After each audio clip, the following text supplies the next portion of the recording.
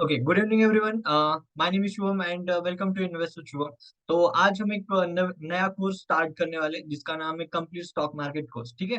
तो ये course start करने का जो इनिशिएटिव है एक्चुअली, जो स्टॉक मार्केट के आप डिफरेंट डिफरेंट कोर्सेज करते हैं, तो मैंने एक कंबाइंड कोर्स बना दिया। ठीक है। और इसके लिए मैं काफी टाइम से रुका हुआ था, लाइक मोर देन 1 ईयर हो गया मैंने कोई भी बैच नहीं ली थी। ठीक है। तो जो इंट्रो है मेरा टोटल जो रहेगा वो मैं नेक्स्ट लेक्चर में दे दूंगा कि मैंने कैसे स्टार्ट किया, कितने साल हो गए, क्या ये सारी बातें मैं लास्ट में आपको बताऊँ, मतलब सेकंड लेक्चर में आपको बताऊंगा।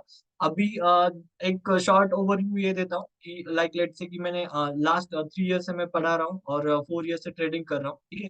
तो स्टार्टिंग के 2 ईयर मैंने totally completely free of cost सिखाया।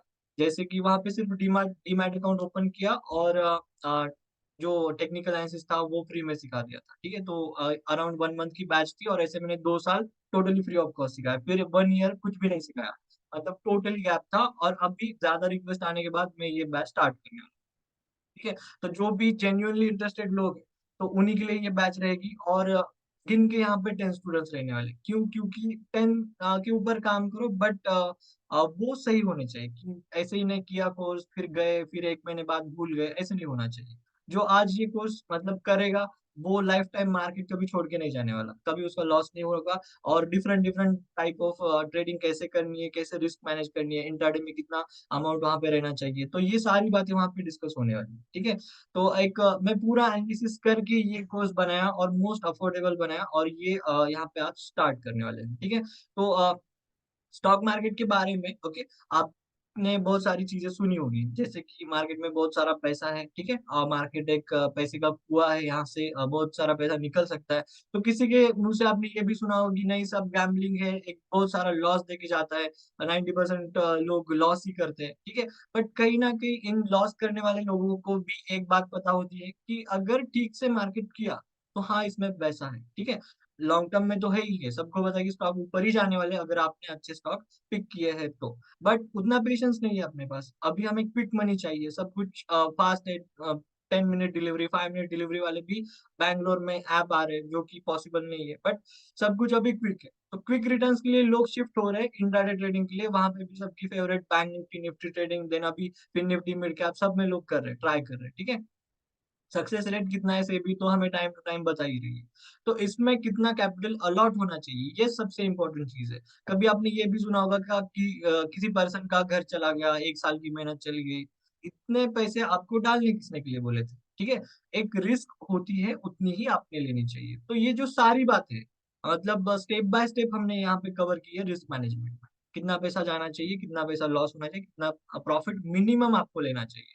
अगर लेट्स से कि आपने 10 ट्रेड्स किए और सारे जो प्रॉफिट है आपने 1-2 ट्रेड में ही गवा दी, तो बेकार है सब कुछ जो भी आपने किया। 10 ट्रेड्स की जो मेहनत है, टाइम गया, पैसा गया, सब कुछ गया। ठीक है। और ये बात बहुत लोगों ने एक्सपीरियंस भी की हुई होगी, पहले प्रॉफिट होता है फिर लॉस हो जाता है। ठीक है। तो इसी को रिस्क मैनेजमेंट बोलते हैं और रिस्क मैनेजमेंट भी हमने यहाँ पे कवर कर दिया है। ठीक है। तो सारी बातें यहाँ पे होगी। तो स्टॉक मार्केट में जाने से पहले एक बार मैं आपको कुछ स्लाइड्स दिखा देता हूँ कि जो हमारा जो मेन लेक्चर है वो स्टार्ट करने से पहले। ठीक है। एक लॉजिक आपको बताना है, बाकी कुछ भी नहीं। ठीक है। और ये लॉजिक सबको समझ में आएगा, कहाँ पे समझ में नहीं आएगा वो मैं आपको बताऊंगा। ठीक है। ये पिक जो है कौन से क्रिकेट सॉरी कौन से गेम की है, क्रिकेट की है, सबको बताएं। तो अभी आप अपने माइक्स ऑन कीजिए। ठीक है। और मुझे बताएं कि एक प्लेयर में सॉरी एक टीम में कितने प्लेयर होते हैं क्रिकेट में? क्रिकेट सबको पता होगा। तो 11। 11 प्लेयर होते हैं, कंफर्म?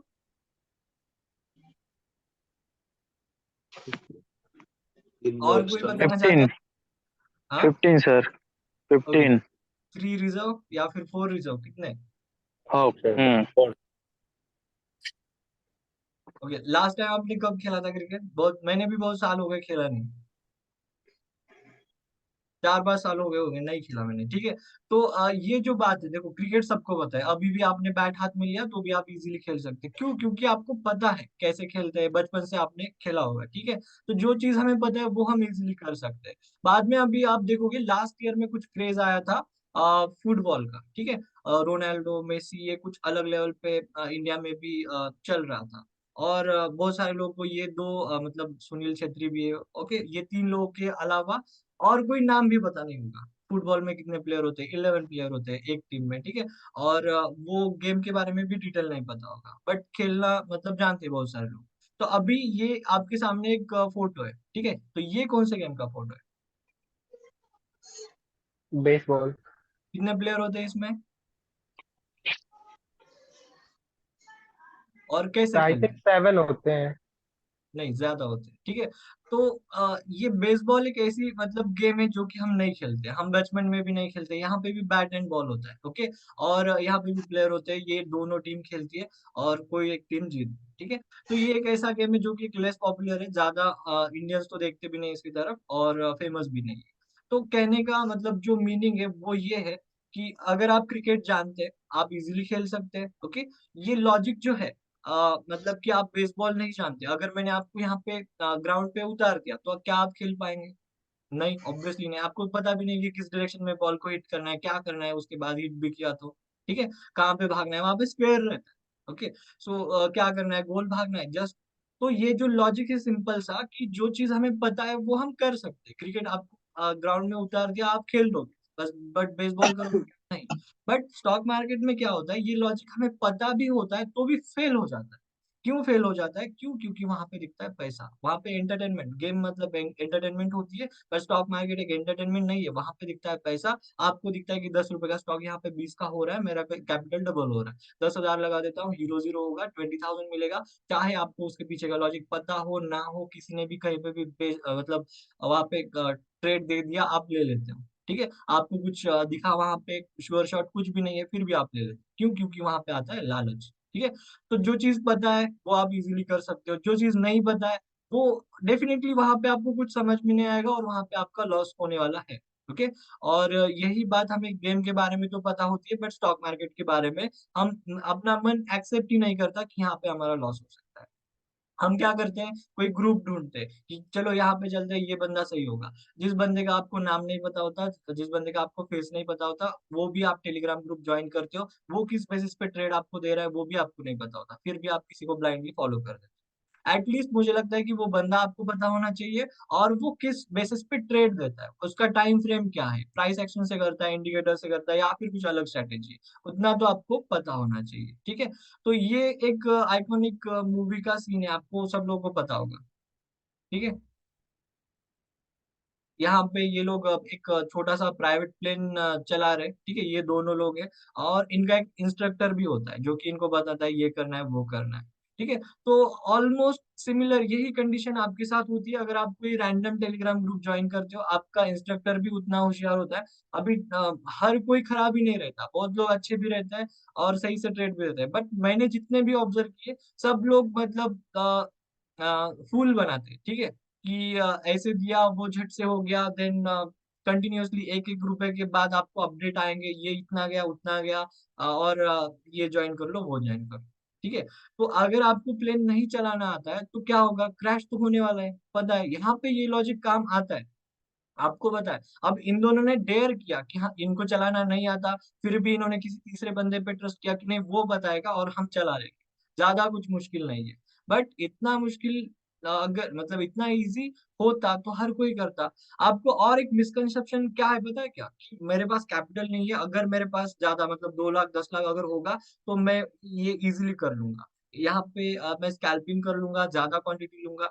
बट ऐसा भी नहीं होता, जिन लोग के पास पैसा भी है वो लोग भी परेशान है। क्यों? क्योंकि उनकी क्वांटिटी ज्यादा होती है, वो लॉस बढ़ा लेते हैं, प्रॉफिट छोटा ले लेते हैं, ठीक है। और वो भी अपने आप में कहीं ना कहीं पे परेशान है। फिर आप इंडिविजुअल ट्रेडर ले लो या फिर इंस्टीट्यूशंस ले लो, अभी म्यूचुअल फंड या फिर कोई एक बड़ी इन्वेस्टमेंट कंपनी, इनके पास थाउजेंड्स ऑफ करोड़ रुपीज होती है, ठीक है। बट ये लोग भी ट्रेड नहीं करते। इंट्राडे में आप जितना रिस्क मैनेजमेंट से काम सीख सकते हो, उतना आप किसी से भी नहीं सीख सकते।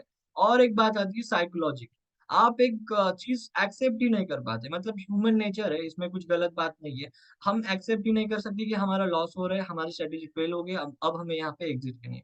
हमारा जो दूसरा मन है वो बोलते कि नहीं ये आएगा ऊपर, ये आएगा ऊपर, और नहीं आया तो क्या करेंगे, ठीक है। तो जब ये स्टॉप लॉस आ गया एग्जिट करो, टारगेट आ गया एग्जिट करो, कि नहीं और ऊपर जाएगा मैं होल्ड करूंगा, ये जो सारी बातें हैं, ओके, ये ट्रेडर लोग नहीं करते, ये टोटली गैम्बलिंग आता है। कि जो आप होप पे चल रहे हो कि आप एक लॉजिक पे चल रहे हो या फिर होप पे चल रहे हो कि ये नहीं आएगा ऊपर, अभी तो एक्सपायरी में टाइम है। पहले आप बोलते हो कि 2-3 बजे तक तो आएगा ऊपर, फिर नहीं आएगा तो आप बोलोगे कि एक्सपायरी तक तो आएगा ऊपर, कभी ना कभी आएगा, या फिर मैं एवरेज कर लूंगा।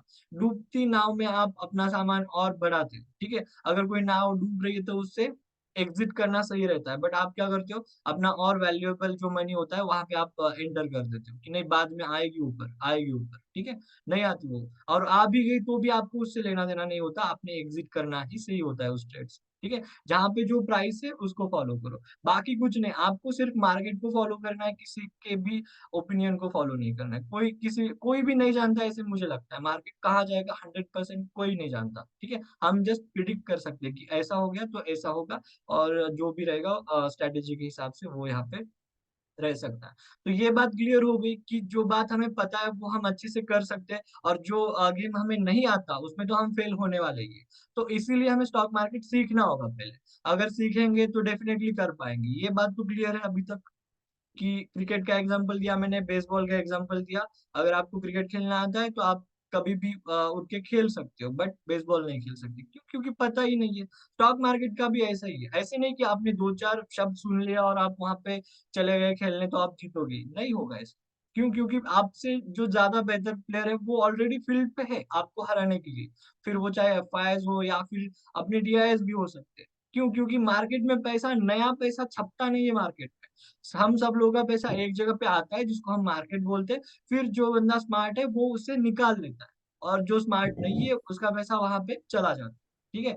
तो ये कुछ इस तरीके का गेम है जो कि हमें पहले सीखना होगा, फिर हम यहाँ पे खेल सकते हैं अच्छे से।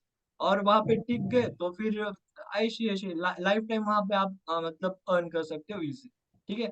और आज मैं मतलब एक ऐसी ट्रिक बताऊंगा जो अगर आपने अप्लाई कर दी, ओके, तो आप लाइफ टाइम मार्केट को कभी अलविदा नहीं करने वाले। क्यों? क्योंकि वहां पे कंसिस्टेंटली रिटर्न आप बनाएंगे, ठीक है। तो स्टार्ट करते हैं जो भी हमारा लेक्चर है उसके लिए।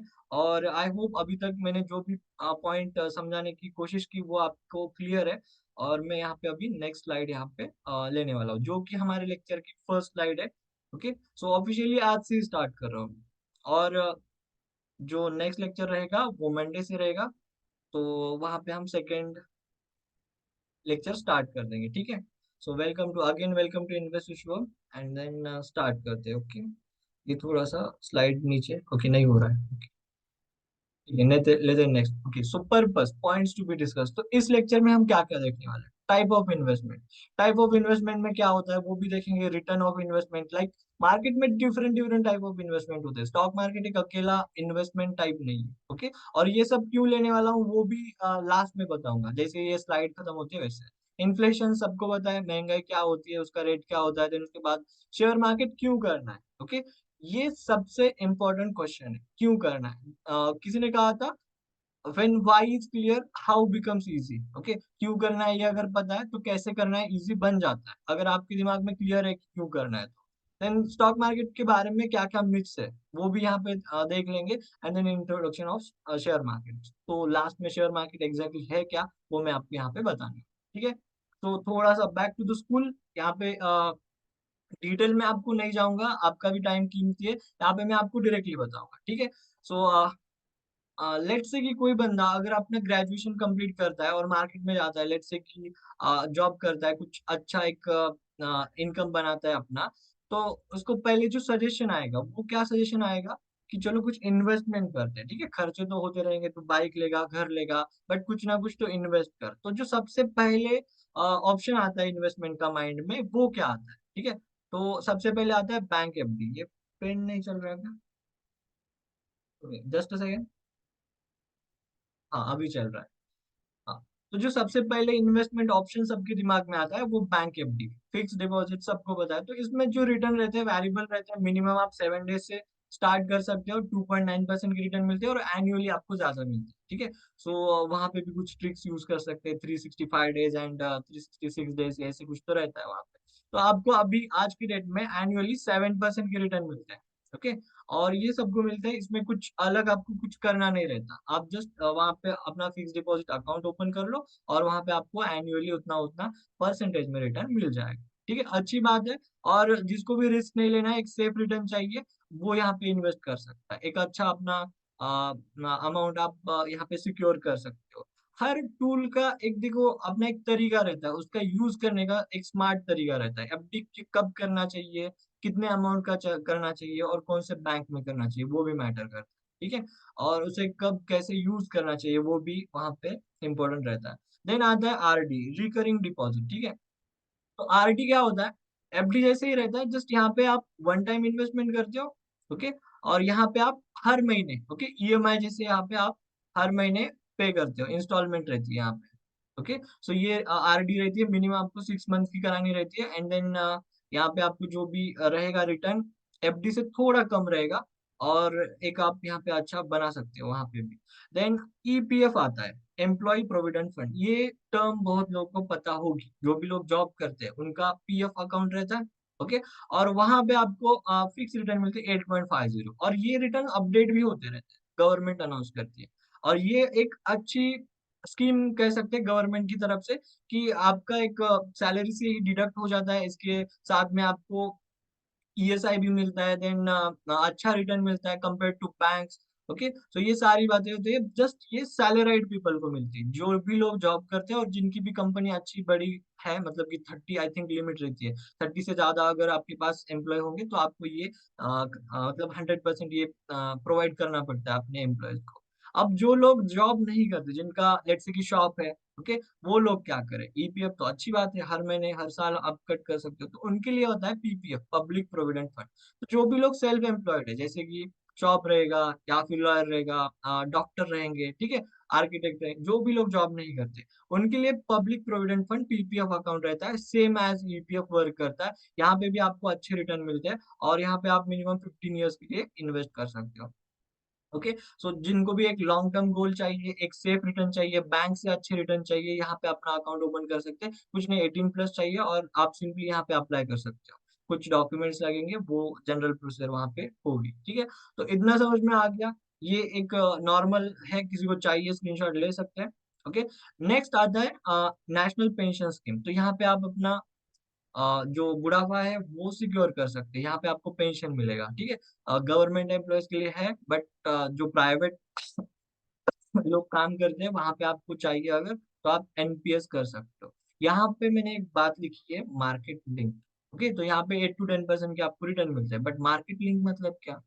इसका मतलब सिंपली यही है कि जो भी आप पैसे यहाँ पे एनपीएस में इन्वेस्ट करोगे, वो लोग आपसे लेके मार्केट में इन्वेस्ट करेंगे, स्टॉक मार्केट में इन्वेस्ट करेंगे। ठीक है, और यहाँ पे रिस्क मैंने लो टू हाई लिखा है। वाई? बिकॉज मार्केट अगर गिर गया तो ये लोग भी क्या करेंगे, कुछ नहीं, नहीं ये पैसे बोल देंगे, हाथ खड़े कर देंगे। अगर मार्केट सही रहा तो आपको ये 8-10% जो भी प्रॉमिस वाले रिटर्न है वो मिल जाएंगे। मिनिमम इन्वेस्टमेंट पीरियड ये 60 ईयर्स जो लिखा है, वो अपने एज के हिसाब से आप अपने 60 ईयर्स तक इन्वेस्ट कर सकते हो। रिटायरमेंट प्लान के लिए सबके लिए ओपन है, गवर्नमेंट ऑफ इंडिया की सारी स्कीम्स है। और मैं ये क्यों गिना रहा हूँ, क्योंकि इनका एक इम्पोर्टेंस है। यहाँ पे मार्केट लिंक लिखा हुआ है, ये मैंने बता दिया, आने वाले भी सबका यहाँ पे है। Then unit link in insurance plan, तो ये यूलिप रहता है। आपने अगर किसी एलआईसी पर्सन से बात की होगी तो आपको ये सारी चीजें पहले से पता होगी, यूलिप क्या होता है, कैसे होता है। यहाँ पे मैं डीप डिटेल में नहीं लेता, डीप में नहीं लूंगा यहाँ पे। लास्ट में आऊंगा मैं, ये सीनियर सिटीजन सेविंग स्कीम रहती है, ये भी कर सकते हैं। देन उसके बाद पोस्ट ऑफिस मंथली इनकम से, तो पोस्ट ऑफिस में भी बहुत सारे लोगों के खाते रहेंगे, वहां पे अकाउंट्स में आप इन्वेस्ट कर सकते हो। थोड़ा बैंक से बेहतर रिटर्न ये लोग देते हैं, अभी थोड़ा हायर बढ़ गया होगा क्योंकि बैंक रिटर्न भी बढ़ गए। ओके, और रिस्क तो कोई भी नहीं रहती, बिकॉज ये फिक्स रिटर्न रहता है। देन बाद में आता है इन्वेस्टमेंट ऑप्शन रियल एस्टेट का। रियल एस्टेट में क्या क्या आता है, एक लैंड आता है, दूसरा आता है फ्लैट्स। ओके, तो इसमें कितने रिटर्न मिलते हैं तो डिपेंड करता है लोकेशन वाइज, कौन सी लोकेशन पे आप प्रॉपर्टी ले रहे हो उसके ऊपर डिपेंड करता है। बट इन एन एवरेज अगर आप हमने बात की over the time of period, तो यहाँ पे 10 to 15% के रिटर्न मिलते हैं। ओके, मैं थोड़ा ऊपर की साइड इसको शिफ्ट कर देता हूँ तो आपको ठीक से दिखेगा, 10 to 15% के आपको ओवरऑल रिटर्न्स मिल जाते हैं। बट अगर आपकी लोकेशन अच्छी होगी तो आपके पैसे 10-15 साल में ज्यादा भी हो सकते हैं, डबल ट्रिपल भी इजीली हो जाते हैं, हम सबको बताइए। ठीक है, इसका एक ड्रॉबैक क्या है, अभी हम बड़े आराम से बोल देते हैं कि हमने हमारे दादाजी ने ये जमीन सिर्फ 20,000 में बेच दी, 50,000 में बेच दी, बट उस टाइम पे उस पैसे की वैल्यू भी उतनी ही बड़ी थी जितनी बड़ी आज है। ठीक है, तो उतना ज्यादा पैसा लगता है रियल एस्टेट में इन्वेस्टमेंट करने के लिए। ठीक है, और देन नेक्स्ट आते हैं हम गोल्ड की तरफ। गोल्ड एक सबसे फेवरेट चीज है लोगों की, और इंडियंस की तो बहुत ज्यादा। हमारे पास बहुत ज्यादा सोना है इंडियंस के पास, और यहाँ पे हमें अच्छे रिटर्न्स मिल जाते हैं। बट मैंने यहाँ पे मेंशन किया फिजिकल गोल्ड। फिजिकल गोल्ड मतलब ज्वेलरी, ओके, जो कि आप ज्वेलर से खरीदते हो। यहाँ पे गोल्ड ने जो रिटर्न दिए तो वो इन एन एवरेज 10 to 12% का CAGR। ओके, सो ये आपको ग्रेजुअली हमने यहाँ पे कैलकुलेट किया। आपने अगर कोविड के टाइम पे देखा तो गोल्ड एकदम टॉप पे गया था और मार्केट बॉटम पे गया था। ओके, देन अभी गोल्ड का भाव कम भी हो गया था, अराउंड 52,000 भी आया था, फिर से ऊपर आ गया। तो ये over the period of years रहता है। यहाँ पे रिस्क बहुत सारी रहती है, जैसे कि स्टोरेज रिस्क। अगर आप मतलब रोड पे चल रहे हो, मुझे तो बहुत ज्यादा डर लगता है कि किसी ने चेन खींच ली तो क्या कर लेंगे, ठीक है। तो वो एक रिस्क रहती है यहाँ पे। देन 10 to 15% इसको मेकिंग एंड मेल्टिंग चार्जेस लगते हैं। कभी भी आप तनिष्क की वेबसाइट पे जाके चेक कर सकते हो, मेकिंग चार्जेस बहुत ज्यादा लगते हैं, ठीक है। और वो एक डिसएडवांटेज कह सकते हैं। बट अगर हाँ, आपको अगर पहनने के लिए चाहिए तो वो तो नॉर्मल सी बात है, 10-15% से क्या होगा। Okay, then capital gain tax भी लगता है अगर आप बेच रहे हो बाद में। तो इससे एक बेटर ऑप्शन आता है इन्वेस्टमेंट पर्पज के लिए देख रहे हैं हम।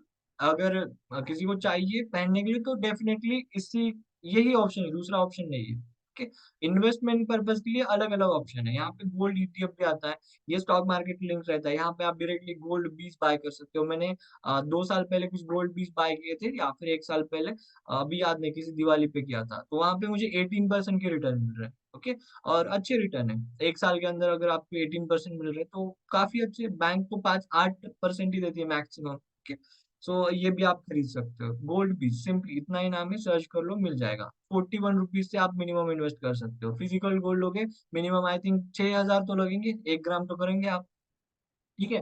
देन ये सॉवेरियन गोल्ड बॉन्ड, तो ये बॉन्ड्स रहते हैं government of India, reserve bank ये इशू कर देती है, ठीक है।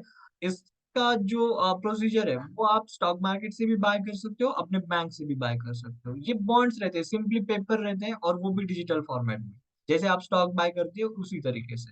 तो इसमें ना आपको एनुअली 2 to 2.5% का इंटरेस्ट मिलता है, जितने के भी आप खरीदोगे बॉन्ड। लेट्स से कि यहाँ पे पर ग्राम के हिसाब से प्राइस रहती है, मार्केट प्राइस फॉर एग्जाम्पल 6,000 चल रही है, तो यहाँ पे ये लोग आपको 5,800 में दे देंगे पर ग्राम। तो यहाँ पे पहले आपकी बचत तो ये हो जाएगी, एंड देन लास्ट में आप जब बेचोगे तो यहाँ पे कोई भी टैक्स नहीं लगेगा।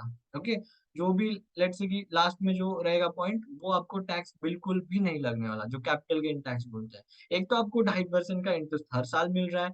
1 लाख का करोगे तो 2,500 आपको हर ईयर मिल जाएगा। मिनिमम इन्वेस्टमेंट पीरियड 5 ईयर्स का रहता है, लॉक इन पीरियड 8 ईयर्स का रहता है। बट अगर आपको चाहिए इमरजेंसी तो आप मिनिमम यहाँ पे 5 ईयर्स के बाद एग्जिट कर सकते हो। और जो मार्केट में गोल्ड की प्राइस चल रही है उसी पे ये एग्जिट होगा, ठीक है। और गोल्ड तो ग्रेजुअली बढ़ ही रहा है, सबको पता है। ओके, तो इन्वेस्टमेंट करना है तो ये कर लो, मतलब गोल्ड में करना है। गोल्ड पे अगर आपका ट्रस्ट है कि हाँ ये मेटल है, गॉड्स मनी कहते हैं वो रिच डैड वाले से, and then government money and God's money, किसी ने सुना होगा तो अभी वहां नहीं जाएंगे हम। देन आता है म्यूचुअल फंड। म्यूचुअल फंड से ये कैंपेन सबने सुना होगा, लास्ट 3-4 ईयर्स से तो ये ज्यादा है, बट उससे भी पहले सुना होगा। तो ये 10 to 15% के एनुअल रिटर्न देते हैं इन एन एवरेज, ठीक है। कोविड के टाइम म्यूचुअल फंड वालों ने भी 3 गुना 4 गुना रिटर्न दे दिए। क्यों? क्योंकि हर एक स्टॉक 3-4-5 टाइम्स हो गया। अडानी का तो पूछो मत, वो 20-20 गुना भी हो गया स्टॉक, ठीक है। 30-40 रुपए वाले स्टॉक 4-4 हजार तक पहुंच गए उनके, और कंट्रोवर्सी भी चली बहुत अच्छी। तो म्यूचुअल फंड ने भी अच्छे रिटर्न दिए, 200%, 300% लास्ट 2-3 ईयर्स में। अब सब कुछ खत्म हो गया, वो हवा खत्म हो गई, अभी नॉर्मल चलेगा मार्केट। मिनिमम अगले 8 ईयर्स तक कुछ भी नहीं होने वाला, ऐसा जादू नहीं होने वाला। तो अभी जादू खत्म, लोग बाहर निकल रहे हैं मार्केट से। 9 CR कुछ तो मार्केट में अकाउंट है, डीमैट अकाउंट। इसमें से 6 CR जो अकाउंट है वो 10,000 कैपिटल से भी कम वाले, 10,000 से भी कम की इन्वेस्टमेंट इसमें। मतलब कि जो भी मार्केट में पैसा है वो बाकी के जो 3 करोड़ जो लोग हैं उन्हीं का पैसा मार्केट। बाकी लोग तो ये जस्ट ट्राई करने आए थे, क्या है मार्केट, कैसे है मार्केट। इन्वेस्टमेंट तो 3 करोड़ लोगों ने किया, अपनी पॉपुलेशन तो अभी चाइना को भी पीछे छोड़ दिया। ओके, पॉपुलेशन एक अच्छी स्ट्रेंथ है हमारी, अच्छे से यूटिलाइज किया तो अच्छा है, और अगर गरीबी आ गई तो पूरा देश मतलब खराब हो जाएगा, ठीक है। लास्ट में मैंने मेंशन किया इक्विटी स्टॉक। ओके, और इक्विटी स्टॉक मतलब वही स्टॉक मार्केट। ओके। सो इसमें हम डायरेक्टली इन्वेस्ट कर सकते हैं। म्यूचुअल फंड वाले भी आपका पैसा लेके इक्विटी स्टॉक्स में डालेंगे। ओके। कुछ लोग दिमाग लगाते हैं, कुछ लोग नहीं लगाते। जैसे कि म्यूचुअल फंड कॉपी पेस्ट रहते हैं इंडेक्स फंड के, then blue blue chips fund रहते हैं, देन उसके बाद अलग अलग थीमेटिक भी रहते हैं। ठीक है। तो अगर आपको सिंपल सी एक बात समझ में आती है तो वो आप भी कॉपी कर सकते हैं। अगर आपको कोई म्यूचुअल फंड पसंद आ गया, आप उसके टॉप होल्डिंग देख सकते हो, सारे भी देख सकते हो, वही आप कॉपी करो। वो आपसे एनुअली फीस चार्ज करते हैं, 2% का एग्जिट लोड लेते हैं। सारी फीस आप डायरेक्टली अपने अकाउंट में उनके स्टॉक कॉपी भी कर सकते हो। बट सही लगा तो करो, नहीं लगा तो म्यूचुअल फंड वाले है ही, आपसे फीस लेंगे और खुद भी कमाएंगे। और म्यूचुअल फंड की एक्चुअल इनकम वही फीस से ही होती है। फंड पैसा दूसरे का, और स्टॉक्स भी वही दूसरे से खरीदने हैं। ठीक है। तो अगर आपको थोड़ा सा टाइम है और यहाँ पे आपको इन्वेस्टमेंट करना सही लगता है तो यहाँ पे कर सकते हो, और एक अच्छा रिटर्न आप खुद बना सकते हैं। म्यूचुअल फंड के पीछे नहीं जाना है, किसी के भी पीछे नहीं जाना है। एक बेसिक नॉलेज लेके आप स्टार्ट कर सकते हो, यहाँ पे आपको अच्छा रिटर्न मिल जाएगा। ठीक है। और जो इक्विटी स्टॉक मैंने लास्ट में लिखा, और हमने ये तीनों स्लाइड देखी, bank FD, RD, then EPF, PPF, ये जो सारे जो फंड्स हैं, ये आपका पैसा एनपीएस वाले, यूलिप वाले, then senior citizen, post office. Okay. So ये जो पैसे हैं जाते कहाँ पे? आपको 8-10% की रिटर्न मिलते। कभी आपने नहीं सोचा कि ये मिल कैसे रहे हमें, ये लोग इस पैसे का क्या करते होंगे? तो ये लोग कुछ नहीं, ये लोग इक्विटी स्टॉक स्टॉक मार्केट में इन्वेस्ट करते हैं, यहाँ से एक अच्छे रिटर्न मिलते हैं, और वही पैसे आपको, जो भी आपका 10-8% रहेगा, वो तो मालूम मामूली चीज है, वो आपको दे देते हैं।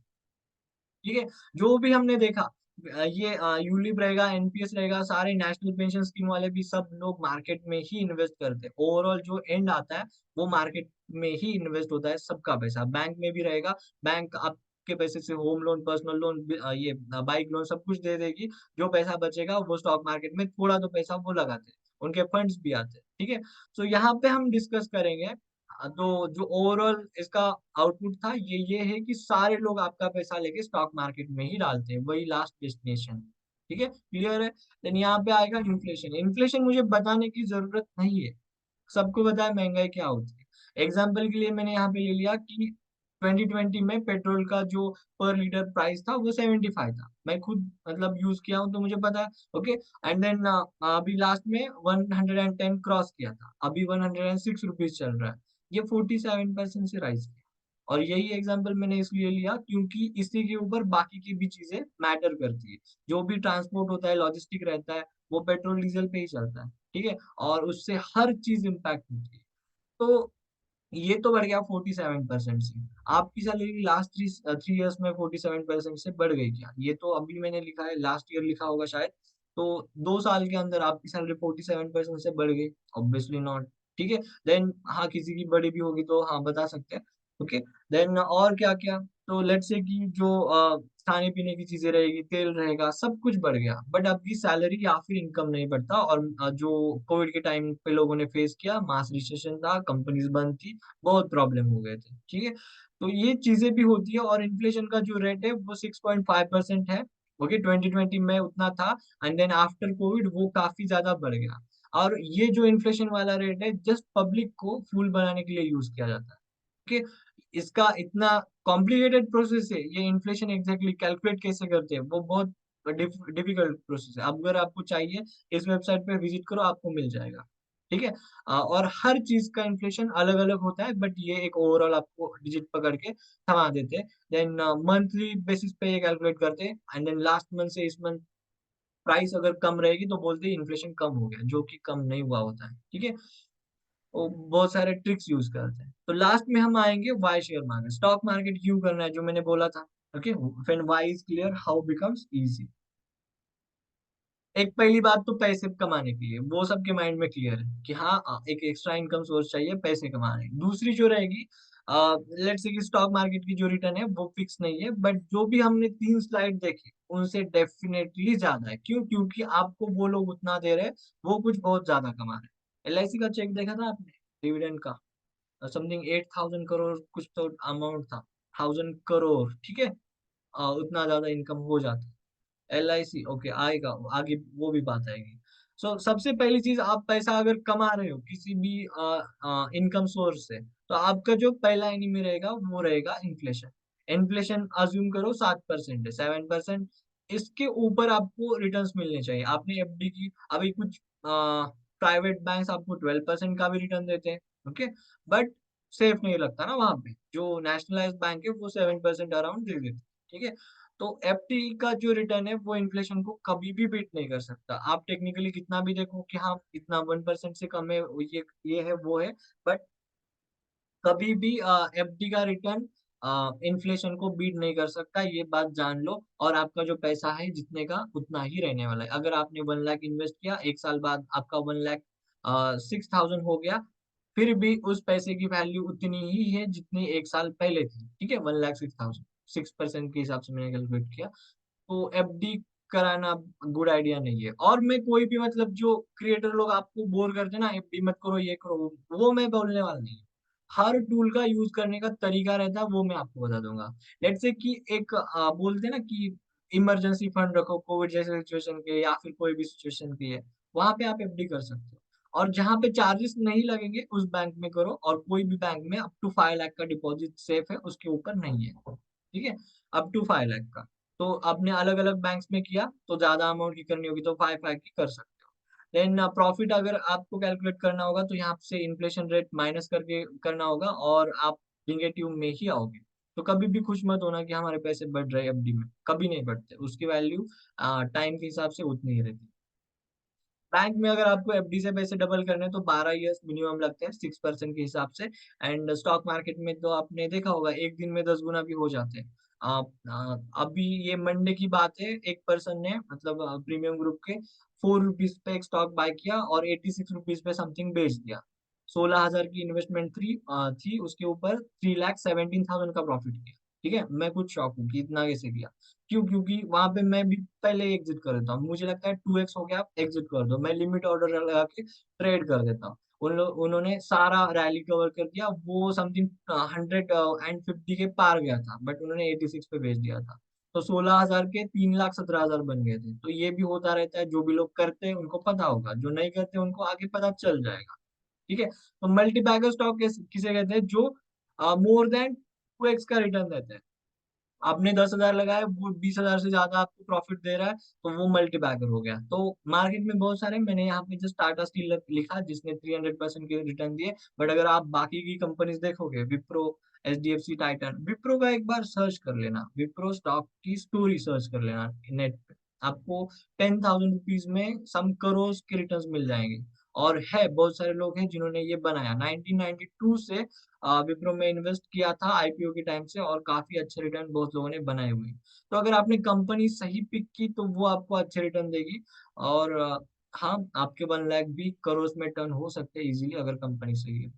और ये सबसे मुश्किल काम है कि कौन सी कंपनी अच्छी बनेगी। टाइटन, टाइटन का तो पूछो मत, ये 4 रुपीज पे आरजे ने बाय किया था, राकेश झुनझुनवाला, मिस्टर राकेश झुनझुनवाला, ठीक है। और अभी चल रहा है, कितने पे चल रहा है आपको पता होगा ना? टाइटन आइकॉन कर सकते हैं, टाइटन कितने पे चल रहा है? ओके। सो लास्ट में आएंगे बिगेस्ट रीजन के ऊपर, बिग क्यों वो भी बताऊंगा। 3,200, ओके, हाँ। तो लास्ट में आएंगे biggest reason, why stock market. Stock market में क्यों इन्वेस्ट करना है? देखो, एल आई सी एक कितना बड़ा नाम है, ओके, 4,000, ओके। एल आई सी एक इतना बड़ा नाम है कि सब लोगों को पता है, ओके। और इसका एड कैंपेन भी काफी फनी रहता है, और आपको पता होगा, ठीक है, आपने मीम्स भी देखे होंगे इसके ऊपर। तो एल आई सी के पास पूरे कंट्री का पैसा है, ओके। और ये पैसा अगर एल आई सी, लेट से कि एक इकोनॉमी के हिसाब से एल आई सी को अगर कोई कंट्री मतलब हमने रिकॉग्नाइज किया, तो वो वर्ल्ड की 5th लार्जेस्ट कंट्री बन जाएगी। इतना सारा इनके पास कैश है, ठीक है। एल आई सी का मेन बिजनेस क्या है? इंश्योरेंस कराना या फिर इन्वेस्टमेंट पॉलिसी से वो कराना, ठीक है। और आपको वो अलग अलग प्लान से, देखो मुझे इतने ज्यादा नहीं पता, बट 15 साल, 16 साल, 10 साल जो भी रहेंगे वो कर देते हैं, और आपके पैसे काफी ज्यादा बढ़ जाते हो। और आपको लगता है 2 टाइम्स 3 टाइम्स समथिंग हो रहे प्लान अच्छे, इतना ईएमआई उतना ईएमआई। बट जो मैक्सिमम जो अमाउंट जाती है वो जाती है जो आपके एजेंट्स रहते हैं उनको जाता है कमीशन, ठीक है। अब ये हाँ ठीक है, कमीशन। और जो आपका जो पैसा जाता है वो लास्ट में जाता है स्टॉक मार्केट। एलआईसी को आपने कभी कुछ बिजनेस करते हुए देखा है? एलआईसी पूरे कंट्री का पैसा लेके बैठ गया है, ठीक है, सारे लोगों का पैसा यहाँ पे है। हर सेकंड होम में आपको एक पॉलिसी मिलेगी ही मिलेगी एलआईसी की। ट्रस्ट भी है उसके ऊपर और है, सब कुछ है। तो ये आप एलआईसी का मुझे बिजनेस बताओ, एक तो बिजनेस होगा, कोई तो एलआईसी काम करती होगी, स्टॉक मार्केट में सारा पैसा डालती है, बट कुछ तो एक काम करती है, किसी को पता भी होगा, आपने देखा भी होगा। एलआईसी होम लोन प्रोवाइड करती है। ओके। और आप बताओ होम लोन कौन प्रोवाइड करता है? पहली चीज बैंक्स करते हैं होम लोन प्रोवाइड, दूसरी चीज एनबीएफसी करते हैं, नॉन बैंकिंग फाइनेंशियल कंपनीज जिनके पास पैसा होता है। देन एलआईसी भी होम लोन प्रोवाइड करती है, ठीक है। मैं पहले बैंकिंग फाइनेंस में काम करता था तो मेरा कॉन्टेक्ट था, ठीक है। तो एलआईसी होम लोन प्रोवाइड करती है, ये एक अलग बिजनेस है उनका। तो कहाँ से पैसे, कौन, वो थोड़ी बैंक है, एनबीएफसी है, क्या है वो एलआईसी, उनके पास है पैसे, लोगों ने दिए हुए, तो वो लोग होम लोन प्रोवाइड करते हैं, आपके पैसे से बिजनेस बनाते हैं, उसमें से आपको कुछ एक फिक्स परसेंट आपको दे देते हैं। और majority of the wealth goes to the stock market. और एक चीज बताता हूँ, एलआईसी जो F I and D I S बोलते हैं, foreign institutional investor and domestic institutional investor, तो इसमें एलआईसी इंडिया का नंबर वन इन्वेस्टर है, जिसके पास बहुत ज्यादा पैसा। ऑब्वियसली मैंने आपको बताया कि अगर एक सेपरेट देश होता तो फिफ्थ प्लेस पे आ जाता, ठीक है, इतना ज्यादा पैसा है और सारा पैसा लोगों का रहता है, और वो लोग मैनेज करते हैं, एक अच्छा रिटर्न वहां पे कमाते हैं, ठीक है। तो यहाँ पे समवेयर मैंने लिखा कि 10.8 crore demat account as in December 2020, which is 7.5% people in India in stock market. इसका मतलब क्या, कि 10 crore something demat account open हो गए थे दिसंबर 2022 तक, जो कि पॉपुलेशन के सिर्फ 7.5% है। ओके। और जो बाकी है, लाइक लेट से कि यूएस कंट्रीज है, वहां पे 55% लोग इन्वेस्ट करते हैं।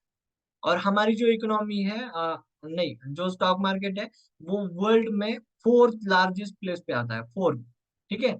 हमारे सिर्फ 7% लोग इन्वेस्ट करते हैं, फिर भी हम फोर्थ प्लेस पे आते हैं। जो हमारा टर्नओवर कैपिटल एनएससी और बीएससी का, वो फोर्थ प्लेस पे जाते हैं। अगर हम ये 7.5% से 50% भी गए, जैसे यूएस वाले जाते हैं, और ऑब्वियसली जो जेंसी है वो यहाँ पे आएगी, डेफिनेटली आएगी। टेक्नोलॉजी से कोई भी पीछे हटने वाला नहीं है, हर कोई ये ट्राई करेगा, एटलीस्ट इन्वेस्टमेंट करेगा। 7% से ये 15% भी हो गया तो भी अपना मार्केट कैपिटलाइजेशन है वो 2 टाइम्स हो जाएगा। सोच रहे हो, 2 टाइम्स, अभी आपका इन्वेस्टमेंट देख लो, वो 2 टाइम्स हो जाएगा डेफिनेटली। 10,000 है, 20,000 हो जाएंगे, और ज्यादा है तो ज्यादा हो जाएंगे, ठीक है। और अगर ये 50% तक पहुंच भी गए तो ये डेफिनेटली फिफ्थ, सॉरी, फोर्थ से लेके फर्स्ट पे आएगा। और इंडिया को कोई बीट नहीं कर सकता अगर सब चीजें सही रही तो। सब लोग शिफ्ट कर रहे हैं इंडिया के ऊपर, चाइना की इकोनॉमी इंडिया में शिफ्ट हो रही है अभी। देन व्हाई देयर आर, अभी ये एक मिथ है कि ये गैम्बलिंग है, ठीक है। और गैम्बलिंग अगर होती तो जो वर्ल्ड के टॉप 10 रिचेस्ट पर्सन है उसमें स्टॉक मार्केट इन्वेस्टर का नाम नहीं आता। वॉरेन बफेट, अभी उनको तो सब लोग भगवान मानते हैं, ठीक है। तो वो अराउंड फोर्थ फिफ्थ प्लेस पे आ जाते हैं। और वो भी बहुत सारा डोनेशन करने के बाद, उनकी एक खुद की कंपनी है, वो डोनेट उसी में कर देते हैं, और बाकी के भी लोग जिनको भी उनको कुछ पैसे देने होते हैं वो वहां पे डोनेट कर देते हैं, ठीक है। तो डोनेशन के बाद उनका फोर्थ प्लेस पे हमेशा रहता है। और ये अकेले पर्सन है जिन्होंने वर्ल्ड में सबसे ज्यादा वेल्थ बनाई स्टॉक मार्केट में। उसके बाद इंडिया में है, अभी लोगों को लगता है कि राकेश झुनझुनवाला ही है, बट राकेश झुनझुनवाला के पहले भी 3 नाम आएंगे, आई थिंक विप्रो के फाउंडर आएंगे, देन उसके बाद राधाकृष्ण दमानी आएंगे, और एक कोई तो है, कोई बिजनेस पर्सन है जिन्होंने स्टॉक मार्केट में एक अच्छी होल्डिंग बना के रखी है, आरजे से भी ज्यादा, ठीक है। तो ये सारी भी चीजें आती हैं, सही से किया तो है, अच्छी चीज है, ठीक है। देन जो मैंने आपको बताया था एलआईसी ऑफ इंडिया, उनका पोर्टफोलियो है ये, एंड देन करोड़ में आप इन्वेस्टमेंट देख सकते हो, 6,000 करोड़, 2,000 करोड़, ये भी 2,000, देन 1,300 करोड़, और यहाँ पे 165 करोड़, यहाँ पे 2,000 करोड़, 10,000 करोड़। ये मारुति सुजुकी, ओके। सबसे ज्यादा कार्स इनकी बेचते हैं, मतलब इंडिया में, भले ही वो सेफ हो ना हो, बट अफोर्डेबल है। और ये गवर्नमेंट ओन आता है यहाँ पे, ठीक है। तो 10,000 करोड़ इन्वेस्टमेंट है एलआईसी की, अकेले की 10,000 करोड़, सब लोगों का पैसा है, वहां पे इन्वेस्ट कर रहे हैं, ओके। और एक अच्छा रिटर्न भी बनाते हैं, कुछ ना करने से भी पैसा बनता है, जिसको डिविडेंड बोलते हैं, ठीक है। एंड देन ये सारा टॉप होल्डिंग्स है उनकी। देन उसके बाद जो इंडिविजुअल इन्वेस्टर है, यहाँ पे मैंने राधा कृष्ण दमानी लिखा है, राकेश झुनवाला, रेखा झुनझुनवाला, देन आशीष धवन और ये बाकी वाले लोग, ठीक है। इनकी नेटवर्थ 1,14,000 करोड़ थी। अभी बढ़ गई होगी डेफिनेटली। ये राकेश झुनझुनवाला दोनों इनका मिलके लास्ट टाइम जब गए तो 45,000 करोड़ बता रहे थे। देन राइट में आते इंस्टीट्यूशंस में, नहीं दिख रहा होगा तो यहाँ से ऐसे दिखेगा, ठीक है। प्रेसिडेंट ऑफ इंडिया, अभी जो भी गवर्नमेंट ओन कंपनी रहती है वो इस अकाउंट के अंडर बाय कर लेती है। आप बोल दो कि ये पब्लिक सेक्टर का है या फिर गवर्नमेंट ओन बैंक है या फिर कोई भी कंपनी रहेगी। एसबीआई गवर्नमेंट बैंक है, तो एसबीआई के जो स्टॉक्स है वो मेजोरिटी गवर्नमेंट ऑफ इंडिया ने होल्ड करके रखे होते हैं, वो भी इस अकाउंट के अंडर, प्रेसिडेंट ऑफ इंडिया के अकाउंट के अंडर, जिनकी नेटवर्थ समथिंग पढ़ लो अभी 1 मिलियन करोड़ है, ठीक है। और ये भी पब्लिक का ही पैसा है, गवर्नमेंट का खुद का नहीं। कितनी कंपनीज होल्ड है, 69 कंपनीज समथिंग यहाँ पे उन्होंने होल्ड करके रखी थी। देन जो मैंने बैंक का बोला था, स्टेट बैंक का भी यहाँ पे आप देख सकते हैं, पोर्टफोलियो 28 कंपनीज का है। Then SBI, HDFC, government of Singapore भी इंडिया में इन्वेस्ट करती है 82,000 करोड़। देन ये आप देख सकते हैं, बाकी भी L I C, ICICI, European, सब लोग यहाँ पे इन्वेस्ट करते हैं, ठीक है। So myths about stock market, gambling बोलते हैं, ऑब्वियसली नहीं है। Market is for rich people, ये पहले थॉट था लोगों के दिमाग में, क्यों? क्योंकि ये रीच आउट नहीं कर पाते थे। देखो ये 2000 के पहले का एक बार जमाना थोड़ा इमेजिन करके देखो, आपने मोबाइल फोन फर्स्ट आपका कब लिया था, उससे पहले दुनिया कैसे चलती थी, और 2000 से पहले कैसे चलती होगी। कंप्यूटर्स भी आपने देखे होंगे, तो 1990 से इंडिया में स्टार्ट हो गया, आईटी का जो भी हीरा था वो वहां से स्टार्ट हो गया था, ठीक है। तो पहले देखो मार्केट 100 आई थिंक 158 ईयर से मार्केट है एस्टेब्लिश हुआ है, ठीक है। और वहां पे सब कुछ ऑफलाइन मतलब मेथड से चलता था। लाइक आपने कुछ मूवीज में सीन भी देखे होंगे, मतलब इंस्टा पे देखे होंगे कि कुछ लोग फोन पे बात कर रहे हैं, ये स्टॉक सेल करो, वो स्टॉक सेल करो। बहुत सारे मूवीज है, बाजार नाम का है या और भी बहुत सारे। तो वो जो था ब्रोकर, मतलब तब ऑनलाइन नहीं था, तो वो फोन पे टिप्स देते थे या फिर कॉल सेल अपना बाय करते थे, ठीक है, बाय सेल जो भी करना है। तो पहले बहुत डिफिकल्ट था, तब भी तो फोन थे, बट उससे पहले और ज्यादा डिफिकल्ट था। तो जो लोग वहां पे जाके अफोर्ड कर सकते थे वही लोग वहां पे मतलब करते थे ट्रेडिंग या फिर इन्वेस्टमेंट जो भी करना है। तो ये हमारे दिमाग में एक मिसकंसेप्शन था, जो कि डिस्काउंट ब्रोकर आने के बाद खत्म हो गया। Discount broker like Zerodha, Upstox, then Angel One, discount नहीं है बट वो बन गया था बाद में, ठीक है। तो ये जो ब्रोकर है उन्होंने सब कुछ अफोर्डेबल प्राइस पे कर दिया। अदरवाइज अगर आप अभी भी एसबीआई का डीमैट अकाउंट खोलते हो, तो कैरी फॉरवर्ड में आपको कुछ भी पैसे नहीं देने पड़ते, बट एसबीआई में आपको 50 रुपीज के फीस देनी पड़ती है पर लॉट, कैरी फॉरवर्ड अगर बैंक निफ्टी निफ्टी की पोजीशन करनी है तो। ऐसी इतनी ज्यादा फीस रहती है। एक मूवी आई थी मक्खी नाम की, ठीक है, साउथ की, चली होगी नहीं पता नहीं, बट टीवी पे लगी रहती थी। वहां पे वो जो विलन था वो भी स्टॉक मार्केट में इन्वेस्ट करता था।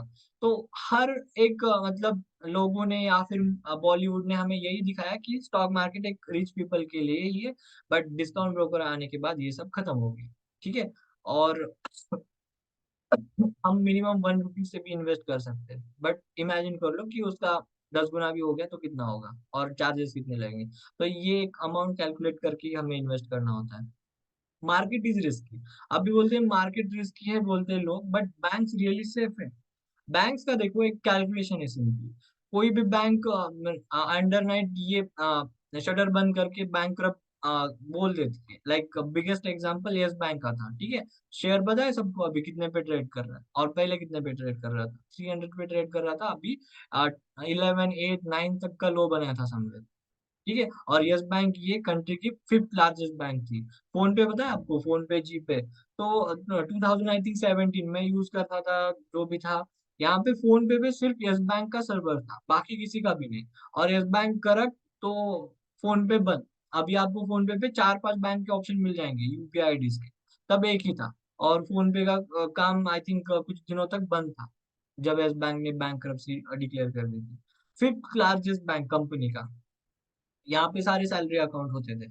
और ओनर तो भाग गए थे, उनका कुछ पैसा नहीं रहता, और जो भी बड़े लोग रहते हैं वो भी एग्जिट कर लेते हैं। बाद में जो फंसा वो लोग पैसा रिटेलर्स का रहता है, पब्लिक का रहता है। तो एक मेजर चीज, आपका सिर्फ 1 लाख का जो अमाउंट है वो सेफ रहता है।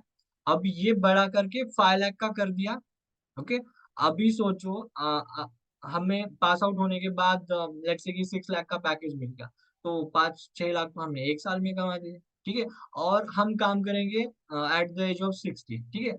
तो हम अगर 40 साल काम कर रहे हैं या फिर 35 ईयर्स अगर हम काम कर रहे हैं, तो ऑब्वियसली हमारी नेटवर्थ ज्यादा रहेगी 5 लाख से, तो डेफिनेटली ज्यादा रहेगी। ये सारा पैसा बैंक में रखेंगे, बैंक किसी दिन क्लोज होगी तो क्या होगा, सिर्फ आपको 5 लाख मिलेंगे। एफडी में कितना है, सेविंग में कितना है, सब लोग सब मिला करके सिर्फ आपको 5 लाख मिलेगा। और फिर आपका नेटवर्थ चाहे 1 CR भी हो गया तो भी आपका पैसा गया। कब मिलेगा कुछ पता नहीं रहता।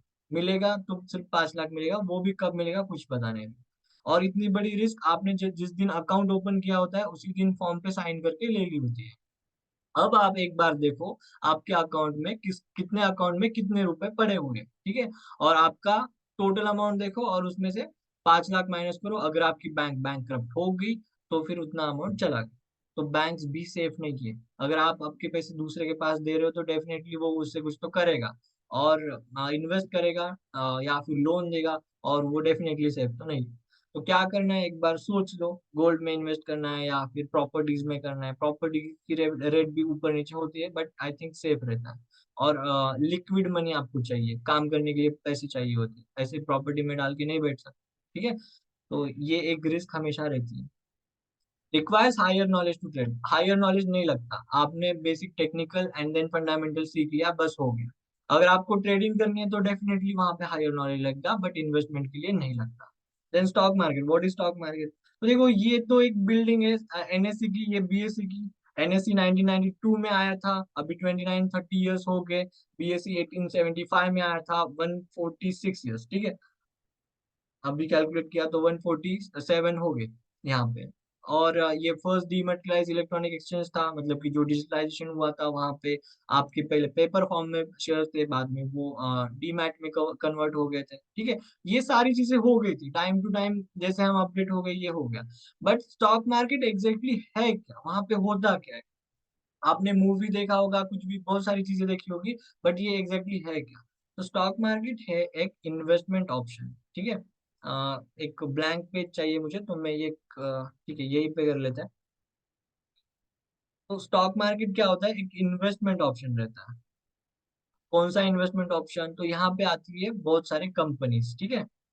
मिक्स वाला नाम आई थिंक नहीं जाएगा। तो यहाँ पे आती है कंपनीज। ओके। कंपनीज को चाहिए होता है पैसा काम करने के लिए, बिजनेस करने के लिए, और उनके पास आता है ऑप्शन बैंक्स, लोन लेने के लिए। ठीक है। और यहाँ पे अगर उन्होंने लोन लिया तो यहाँ पे रेट ऑफ इंटरेस्ट आएगा 12%, मिनिमम बोल रहा हूँ मैं, मैक्सिमम 18 भी आ सकता है, बिजनेस लोन जो भी आपका डॉक्यूमेंट रहेगा उसके ऊपर। देन जो दूसरा ऑप्शन रहता है उनके पास ये क्या नाम है, बॉन्ड्स ये प्रोवाइड कर देते हैं 8% के ऊपर, वो भी आप परचेस कर सकते हो आप अपने पैसे देके। वो डायरेक्टली कंपनीज को जाते हैं, वो भी एक अच्छा इन्वेस्टमेंट ऑप्शन है। ऑलवेज बैंक से बेटर ऑप्शन ये प्रोवाइड करके देते हैं। ठीक है। तो कंपनीज को चाहिए पैसा काम करने के लिए, तो ये अलग अलग ऑप्शन देते हैं। एक तो बैंक में जाओ, लोन करा लो, या फिर बॉन्ड बेच दो लोगों को, लोगों के पैसे आएंगे उससे बिजनेस कर लो, लोगों को 8-10% का रिटर्न दे। लास्ट में आता है स्टॉक मार्केट। ठीक है। स्टॉक मार्केट एक ऐसा इन्वेस्टमेंट ऑप्शन है जहां पे कंपनी को किसी से पैसे उठाने की जरूरत नहीं है और किसी को इंटरेस्ट पे करने की जरूरत नहीं है। बैंक में ऑब्वियसली वो इंटरेस्ट पे करेंगे 12%, और बॉन्ड में भी जो भी फिक्स बॉन्ड रहेगा 10% लेट से, वो अब उनको पे करना है। स्टॉक मार्केट में उनको कुछ भी पे नहीं करना है, उनको फ्री का कैश मिल जाता है। फ्री का कैश, टोटली कह सकते हैं फ्री का कैश। मान लो कोई कंपनी है जिसका एक नेटवर्थ फॉर एग्जाम्पल 1 लाख है। ठीक है, 1 लाख फॉर एग्जाम्पल। ओके। और ये उसके 100% शेयर हो गए, 100% शेयर। ठीक है। और एक शेयर की कीमत 1 रुपया है, तो ये 1 लाख जो शेयर रहेगी वो स्टॉक मार्केट में उन्होंने 50% बेच दिए। तो ये 50,000 रुपीज इजीली मार्केट से रेज करेंगे। और जो भी लोग ये बाय करते हैं उनके पास कंपनी की ओनरशिप आएगी, 50% की आएगी। अब एक ही बंदा तो नहीं बाय करेगा ऑब्वियसली, और ये 1 लाख का थोड़ी रहेगा, 1 लाख करोड़ का मार्केट कैप रहेगा, ठीक है। बड़ी बड़ी कंपनीज रहती है, छोटी एसएमईज भी रहती है वहां पे, नहीं ऐसे नहीं, बट वो भी करोड़ में रहती है, ठीक है। तो कंपनी को मिलता है फ्री का कैश, जाता है उनका सिर्फ इक्विटी, और वो उतना ही मार्केट में डालते हैं जितने से उनकी ओनरशिप वहां पे कंपनी पे बनी रही। ओके, ओनरशिप मिनिमम होनी चाहिए 49%। बहुत सारी कंपनीज आपको मिलेंगी जो कि 30% भी लेके बैठती है।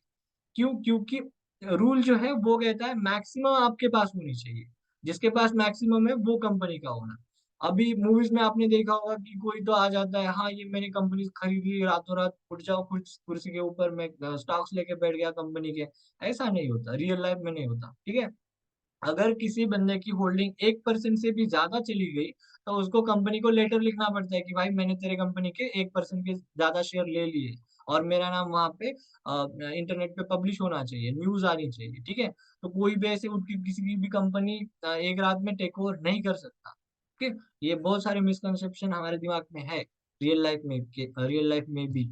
तो ये सारी चीजें होती है, कंपनी को मिलता है पैसा, कंपनी ये लेके बिजनेस करती है। प्रॉफिट हुआ तो अच्छी बात, कंपनी का बिजनेस रन करेगा, लॉस हुआ तो भी पब्लिक का पैसा जाएगा, उनका नहीं, ठीक है। समझ में आ गया? आपको क्या मिलेगा? कंपनी अगर चल गई यहाँ से तो आपको मिलेगा कंपनी का डिविडेंड, स्टॉक प्राइस जो है वो रेस करेगी, और आपको जो मिलेगा वो रहेगा प्रॉफिट गेन, ठीक है। तो ये सारी चीजें हैं, ये हम डिटेल में आगे देखने वाले हैं। और जो भी लेट्स से कि 1 लाख का कैपिटल है, लेट्स से कि ये 2 लाख करोड़ हो गया, तो आपका इन्वेस्टमेंट भी यहाँ पे बढ़ने वाला है, और जो भी प्राइस फ्लक्चुएशन रहती है उसी में से हम प्रॉफिट बनाने वाले हैं। और हर कोई बंदा जो भी स्टॉक मार्केट में इन्वेस्ट करता है, चाहे वो इंडिविजुअल हो, इंस्टीट्यूशन रहेगा, हाई नेटवर्थ रहेगा, या फिर एफ आई डी आईज रहेंगे, एल आई सी वाले भी रहने दो, बैंक वाले भी रहने दो, ये सिर्फ और सिर्फ प्राइस फ्लक्चुएशन से प्रॉफिट बनाते हैं, पैसा कमाते हैं, बाकी कुछ भी नहीं है। सिंपल बाय करो सेल करो, इतना ही होता है। और यही करने के लिए कुछ आपको स्ट्रैटेजीज या फिर अलग दिमाग यहाँ पे लगाना पड़ता है, ठीक है। और हम यही इस बैच में कंप्लीटली सीखने वाले हैं, ठीक है। तो overall market is an investment option, मैं यही आपको बताने चाहूंगा। ये गैम्बलिंग वगैरह कुछ भी नहीं है यहाँ पे। अगर आप कोई चीज को अच्छी तरीके से देखो तो ये आपके लिए इन्वेस्टमेंट ऑप्शन है। विप्रो ने 10,000 रुपीज के करोड़ रुपीज बना दिए। कोई अगर आपको ऐसा स्टॉक मिल गया, आपकी भी लाइफ बदल सकती है। मैं तो वही सर्च कर रहा हूँ, कोई अच्छा स्टॉक मिले, वो आने वाले 20 साल में अच्छा ग्रो करे, 20 नहीं तो 30 में करे। ओके, और ये इन्वेस्टमेंट ऑप्शन की तरफ इसे देखो। गैम्बलिंग का और मैं एक कंसेप्ट यहाँ पे मतलब बताना चाहता हूँ। देखो, एक मैंने स्टार्टिंग में आपको गेम्स का एग्जांपल लिया। अभी बेटिंग आपको सबको पता है क्रिकेट पे बहुत ज्यादा होती है, चाहे वो कोई भी कंपनी रहे या फिर जो भी रहे, आपको सबको पता है, ठीक है। नाम तो नहीं ले सकते, बट वहां पे आप करते हो 49 रुपीज, 150 रुपीज, जो भी रहेगा। तो देखो, एक गेम है क्रिकेट, वहां पे अगर आपने सोचा कि हाँ इसको बेटिंग ही करना है, तो आप अपने बेड पे बैठ के भी कर सकते हो। तो लेट्स सी कि आप एक मैच देख रहे हो, ओके, क्रिकेट मैच देख रहे हो, दोनों दो दोस्त अगर क्रिकेट मैच देख रहे हो, एक दोस्त बोला कि नहीं आज ये टीम जीतेगी, दूसरा बोला कि नहीं ये जीतेगी, और उन्होंने बेट लगा दी 500 रुपीज। यहाँ पे तो आपको कोई प्लेटफॉर्म की भी जरूरत नहीं है, आप डायरेक्टली दो लोग के बीच में बेटिंग कर सकते हो। अब है तो वो एक गेम एंटरटेनमेंट पर्पज के लिए, बट वहां पे होती है बेटिंग। और ये तो है प्योरली स्टॉक मार्केट, यहाँ पे सिर्फ और सिर्फ पैसे की बात होती है। जो भी आप करोगे एंड में तो आप पैसा ही कमाने वाले हो, और पैसा ही आप लगाने वाले हो। तो यहाँ पे भी बेटिंग हो सकती है। अगर आपने उसको बेटिंग की तरह ट्रीट किया तो वो बेटिंग हो जाएगी, अगर आपने नहीं किया तो नहीं, आपके लिए वो इन्वेस्टमेंट ऑप्शन बन जाएगा, ठीक है। तो ये सारे डिफरेंस है। अगर आपको गैम्बलिंग करनी है तो आप कहीं पे भी किसी की भी चीज के ऊपर कर सकते हो। अगर आपको इन्वेस्टमेंट करना है तो हाँ, मार्केट खुला है, ठीक है, वहां पे आप कर सकते हो। ट्रेडिंग करनी है तो वो भी कर सकते हो। तो वो टोटली पर्सन के ऊपर डिपेंड करता है कि आपको क्या करना है। गैम्बलिंग तो बिल्कुल भी नहीं है, बट करनी है तो कर सकते हो, ओके। और कुछ नहीं बोलूंगा मैं, जो भी आने वाले नेक्स्ट कंसेप्ट है डायरेक्टली स्टार्ट हो जाएंगे। एक बार रिवाइज कर देता हूँ कि मैंने आपको बताया कि गेम का एग्जांपल दिया, क्रिकेट, बेसबॉल, देन जो चीज जो गेम आपको खेलने आता है वो आप डायरेक्टली खेल सकते हो, वहां पे आपको कुछ होने वाला नहीं है। बट बेसबॉल जैसा गेम जो आप नहीं खेलना जानते, वो डेफिनेटली आप लॉस करोगे। और स्टॉक मार्केट में लॉस करने की मैक्सिमम रीजंस यही है, लोगों को पता नहीं है। जस्ट लोगों को दिखता है कि हाँ पैसा बनता है यहाँ पे, तो लोग लगा देते हैं, और इंट्राडे ट्रेडिंग में ही लॉस होता है मैक्सिमम, ठीक है। देन हमने देखा स्टॉक मार्केट क्यों करना चाहिए, अलग अलग इन्वेस्टमेंट ऑप्शन देखे हमने। और ये जो इन्वेस्टमेंट ऑप्शन है हम यहाँ से पिक कर सकते हैं, काफी अच्छे इन्वेस्टमेंट ऑप्शन मैंने आपको दिखाए। और भी अगर आपको इससे इसके अलावा भी पता होगी तो आप मुझे बता सकते हो, वो मैं स्लाइड में ऐड कर दूंगा। ठीक है। देन उसके बाद हमने लास्ट में मार्केट एक्चुअली क्या होता है, कब स्टार्ट हुआ, ये सारी चीजें देखी। और जो एग्जैक्ट कंसेप्ट है वो है इन्वेस्टमेंट का। आप किसी कंपनी के पार्टनर बन सकते हो, ओनर बन सकते हो। अगर आपको कोई बिजनेस अच्छा लग रहा है तो आप वहां पे इन्वेस्ट कर सकते हो। ट्रेडिंग करना है तो ट्रेड भी कर सकते हो। टाइम है आपके पास, पैसे है आपके पास, और रिस्क लेने की कैपेसिटी है तो। ठीक है। तो ये सारी चीजें, अलग अलग टाइप ऑफ ट्रेडिंग, देन किस तरीके से हम ट्रेड कर सकते हैं, और एक सेफ रिटर्न कैसे बना सकते हैं, वो भी हम आने वाले लेक्चर्स में डिस्कस करेंगे। अभी मैं एक और चीज पे काम कर रहा हूँ लास्ट 3-4 मंथ से, जो कि ऑप्शन सेलिंग, और उसकी भी स्ट्रेटेजीज में यहाँ पे मतलब इस बैच में लेने वाला हूँ। ठीक है। तो एक बार कंटेंट आई थिंक रिवाइज करना चाहिए कि क्या क्या होने वाला है। सबसे पहले तो यहाँ पे बेसिक्स होने वाला है। ओके। बेसिक्स में क्या, तो A to Z जो भी बेसिक्स रहेगा स्टॉक मार्केट का, लाइक स्टॉक्स की डेफिनेशन से लेके हम स्टार्ट करेंगे। स्टॉक्स है क्या, स्टॉक मार्केट क्या है, कैसे वर्क करता है, सारी चीजें। देन आईपीओ वाला यहाँ पे कवर करेंगे। ठीक है। स्टॉक्स क्या रहता है, देन आईपीओ, आईपीओ में इन्वेस्ट कैसे करते हैं, वो सारी चीजें। देन जो टेक्निकल टर्म्स रहते हैं वो लेंगे यहाँ पे। ओके। देन उसके बाद टेक्निकल एनालिसिस में आएंगे। यहाँ पे स्टार्टिंग जो रहती है वो कैंडलस्टिक से ही रहती है। ठीक है। कैंडलस्टिक पैटर्न, देन उसके बाद चार्ट पैटर्न आएंगे, और प्राइस एक्शन जो मैंने बोला। ठीक है, तो ये एक एडवांस लेवल पे देखेंगे। एडवांस लेवल पे प्राइस एक्शन मतलब क्या, पैटर्न और जो सारी चीजें वो आपको एक क्लिक से मिल जाएगी मोबाइल स्क्रीन के ऊपर, 6x6 की स्क्रीन जो भी रहेगी उसके ऊपर मिल जाएगा। बट एग्जैक्टली अप्लाई कैसे करना है किसी को नहीं पता। अगर प्राइस एक्शन से पैसे बनते तो सारे लोग नहीं बनाते। ये जो रेशियो है 90-10, ये वाले लॉस वाले हैं और ये वाले प्रॉफिट वाले हैं। ठीक है। तो ये उल्टा नहीं हो जाता। अगर सिंपल ये चार्ट पैटर्न और कैंडलस्टिक पैटर्न से पैसे बनते तो 90% लोगों ने प्रॉफिट बनाना चाहिए ना, अगर पैटर्न्स वर्क करते तो। करते तो है, बट एग्जैक्टली कैसे करते वो है हम यहाँ पे एडवांस लेवल पे देखने वाले, प्राइस एक्शन में यहाँ पे सीखने वाले। देन यहाँ पे कुछ इंडिकेटर्स भी होंगे जो कि आपको सपोर्ट करेंगे कि प्राइस एक्शन कब वर्क करेगा, कब नहीं करेगा। ओके। देन ये प्राइस एक्शन होने के बाद लास्ट में आएगा ऑप्शन ट्रेडिंग। ऑप्शन ट्रेडिंग, यही यही पॉइंट है जिसके लिए लोग पूछ रहे थे क्लास लो क्यों, क्योंकि मैं जो एजुकेशनल ट्रेड प्रोवाइड कर देता हूँ ऑप्शन के, वो बेस्ट लगते हैं लोग को, काफी अच्छे वहां पे रिटर्न बनाए हुए हैं। और लोग 2-2 3-3 साल से कंटिन्यू मेरे साथ है काम कर रहे हैं।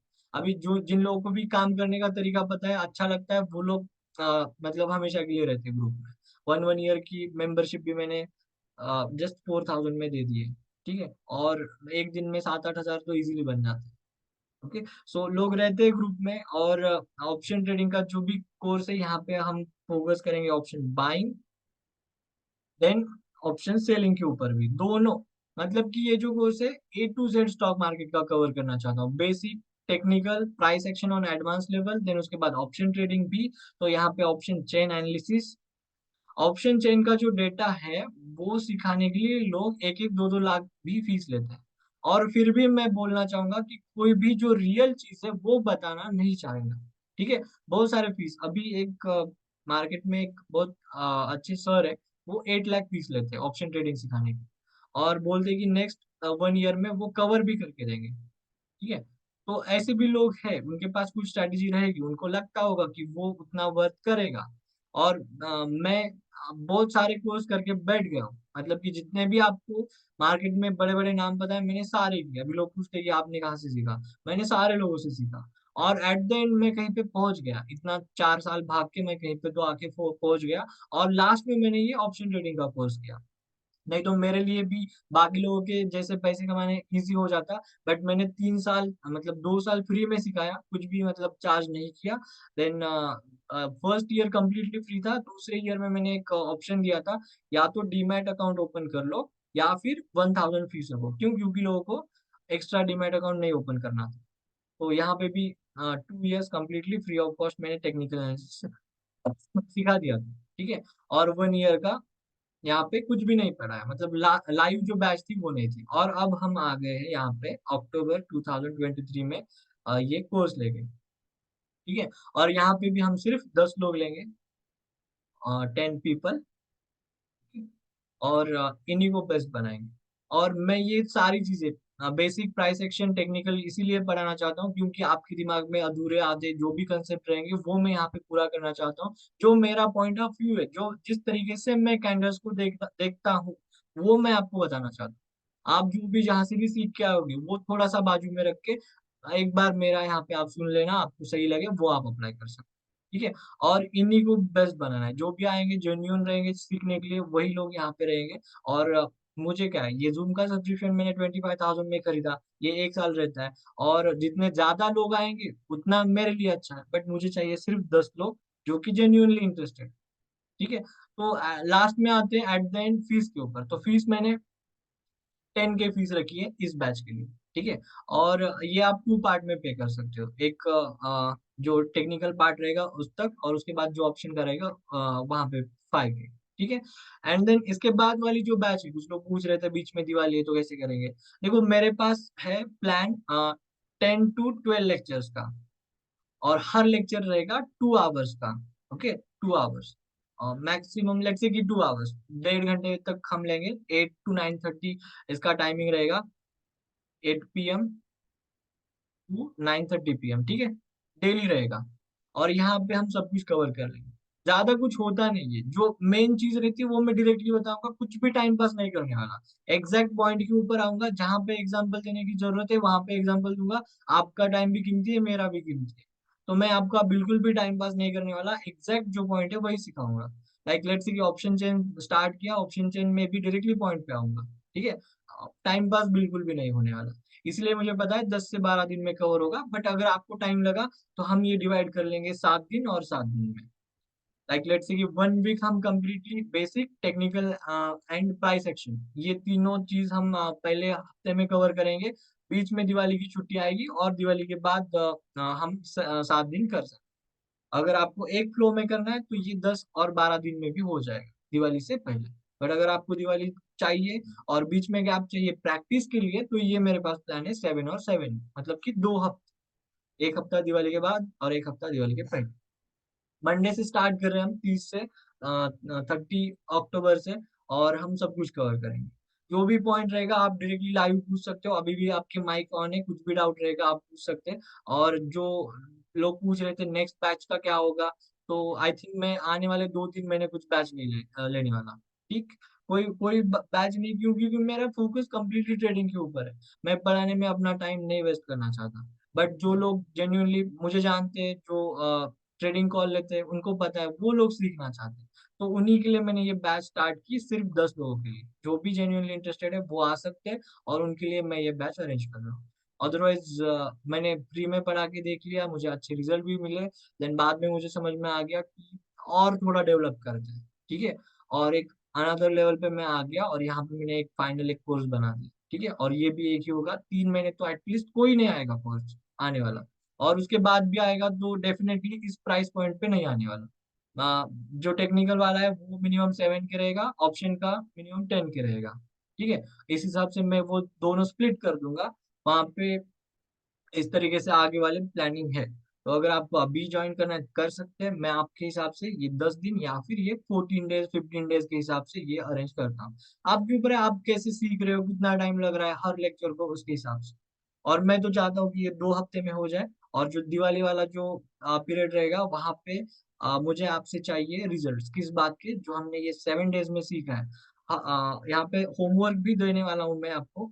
और जो भी ये चार्ट बना के देगा होमवर्क वाला, वो आगे भी अच्छे से खुद से चार्ट बना पाएगा। आप खुद से ट्रेड करना चाहिए, यही इसका फाइनल रिजल्ट है, ठीक है। आपको खुद से ट्रेड करना आना चाहिए, और वो आएगा, डेफिनेटली आएगा। 1 मंथ का मैं लाइव आपको ट्रेडिंग सपोर्ट दे रहा हूँ।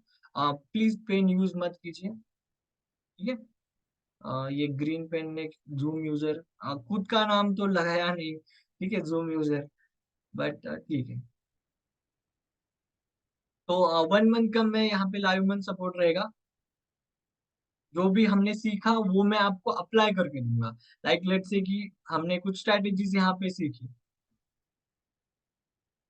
तो मैं आपको प्रीमियम ग्रुप का एक्सेस दे रहा हूँ यहाँ पे। ओके, प्रीमियम ग्रुप का तो आपको पता है 2,000 फीस है उसकी, ओके, पर मंथ। तो ये मैं आपको 1 मंथ का एक्सेस दे रहा हूँ। यहाँ पे दिन में जो भी 5-10 एजुकेशनल ट्रेड आएंगे, उन सब की लॉजिक मैं आपके साथ शेयर करने वाला हूँ। जो भी रहेगा लॉजिक आपको शेयर करने वाला हूँ। और जो मैं एग्जैक्टली चार्ट देखता हूँ वही मैं आपको सिखाने वाला हूँ कि यही चीज देखनी है। एक्शन सॉरी प्राइस एक्शन जो रहेगा, देन उसके बाद जो ओवाई का जो ग्राफ रहता है, वो मैं आपको यहाँ पे सिखाने वाला हूँ कि कौन सी वेबसाइट विजिट करनी है, कहाँ से कौन सा डेटा लेना है। ठीक है। जो टोटल रहता है वही समझना रहता है। ओवाई डेटा के ऊपर बहुत ज्यादा मार्केट में मतलब क्लासेस से पैसे कमा रहे लोग। ठीक है। और ये यहाँ पे इतना ज्यादा नहीं लेना चाहिए फीस, ऐसे मुझे लगता है। जेन्युइनली नॉलेज है बट लोग शेयर नहीं करना चाहते। यस, कोई भी डाउट होगा पूछ सकते हैं। कमेंट में आ गया क्या ना डाउट, डायरेक्टली आप माइक ऑन करके भी पूछ सकते हैं, या फिर लिख के भी कमेंट में भी पूछ सकते हेलो, हैं। हाँ। Am I audible? Hello. Yes, you are audible. हाँ शुभम, एक्चुअली मुझे एक डाउट था कि मुझे ऑप्शन ट्रेडिंग का सीखना था। तो हाँ। उसमें एक्चुअली मेरे बेसिक्स वगैरह क्लियर है, लाइक थ्योरी जो नॉलेज है ना, हाँ। वो सब क्लियर है। लेकिन जब प्रैक्टिकल इम्प्लीमेंटेशन की बात आती है तो मैं ऑलमोस्ट हर टाइम फेल हो जाता हूँ। I don't know why. So मेरा ये डाउट था कि मैं अगर एक क्लास लूंगा तो मुझे ये सीखना है कि जैसे मैंने आपके प्रीमियम ग्रुप में देखा, हम्म। तुम जो कॉल्स देते हो तो देखो बराबर वही प्राइस पॉइंट पे कि ट्रिगर हो जाता है। हाँ। So like as a beginner वो मेरे लिए मैजिकल है टू बी ऑनेस्ट। लेकिन मुझे भी वो ओके। स्किल सीखना है कि हाँ। लाइक हाँ, हाँ। जहाँ पे अगर मेरे प्रेडिक्शन है कि हाँ कि प्राइस ये रेंज पे जाएगी, 40 पे जाएगी, तो वहाँ पे कुछ तो ट्रिगर हो जाएगा, वहाँ हाँ। पे कुछ हाँ। मूवमेंट दिखेगा। तो क्या हाँ। मैं हाँ। वो इससे सीख सकता हूँ? क्योंकि मैंने भी बहुत सारे डेफिनेटली। क्लासेस किए, बट हाँ। हाँ। मुझे सिर्फ थियोरिटिकल नॉलेज मिला, मुझे कभी प्रैक्टिकल इम्प्लीमेंटेशन नहीं मिला कि मुझे ओआई वही में क्या उसी के होता है वो लिए तो, सिखाया गया। उसी प्रैक्टिकल नॉलेज के लिए हाँ तो आने वाला जो नेक्स्ट मंथ रहेगा वहां पे मैं लाइव सपोर्ट दे रहा हूँ। आपको मैं प्रीमियम ग्रुप में ऐड कर रहा हूँ। जैसे ही मेरा मैसेज आएगा आप वहां पे चार्ट पे ओपन कर लेना और खुद से दिमाग लगाना कि ये ट्रेड क्यों दिया होगा, और दिया तो अभी हाँ। लाइव में ऑप्शन चेन क्या बोल रही है। ठीक है। और उसका आपको मैंने जो सिखाया वो इम्प्लीमेंटेशन करना है। और शाम को मैं आपको ये सारी चीजें लाइक लेट्स से की जूम मीटिंग लेके भी समझा सकता हूँ कि हमने ये ट्रेड क्यों दिया, वहां पे यही लेवल पे क्यों दिया, वो भी एक्सप्लेन करने वाला हूँ। तो I think one so month हम लोग, इनफ टाइम है। वहां पे काफी सारे ट्रेड कवर होंगे, दिन में 5-7 ट्रेड तो रहते हैं, 1 मंथ में काफी सारे ट्रेड होंगे, तो डेफिनेटली आप खुद से भी ट्रेड कर सकते हैं।